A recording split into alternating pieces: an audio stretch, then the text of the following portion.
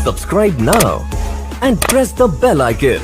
Never miss an update. Preeta pregnant है ही नहीं, इसकी सच्चाई आ गई करण के सामने और शर्लिन करेगी प्रीता को नीचा दिखाने की कोशिश और हो जाएंगे करण प्रीता अलग। जी हाँ दोस्तों, कुंडली भाग्य के आने वाले एपिसोड में प्रीता प्रेग्नेंट नहीं है, ये सच्चाई प्रीता अपनी माँ सल्ला को तब बताएगी जब प्रीता के घर में सृष्टि और जानकी आंटी ना होने की वजह से प्रीता की माँ सल्ला सृष्टि और जानकी को पूरे घर में ढूंढेगी, लेकिन सृष्टि और जानकी आंटी करण के बचपन की दोस्त की शादी में निकल जाने की वजह से प्रीता की माँ सल्ला प्रीता को फोन करेगी और अकेले कमरे में प्रीता जब अपनी प्रेगनेंसी को लेकर रो रही होगी तभी प्रीता को उसकी माँ का फोन आएगा और प्रीता उस फोन को उठाएगी, जहाँ पर अचानक से सल्ला प्रीता को रोते हुए देख हिल जाएगी और कहेगी कि बेटा क्या हुआ, मुझे बहुत डर लग रहा है क्योंकि तुम्हारे रोने में एक गहरा दर्द छुपा है। जिसे सुनकर प्रीता गुस्से से चिल्लाकर कहेगी कि मैं प्रेग्नेंट नहीं हूँ, मेरी कोख खाली है, उसमें कोई भी बच्चा नहीं है। जिसे सुनकर प्रीता की माँ सल्ला के पैरों तले जमीन खिसक जाएगी। जिसे सुनकर सल्ला प्रीता को दिलासा देते हुए कहेगी कि तुम्हारी प्रेगनेंसी चेकअप दाई माँ ने और खुद तुमने और सभी ने मिलकर की थी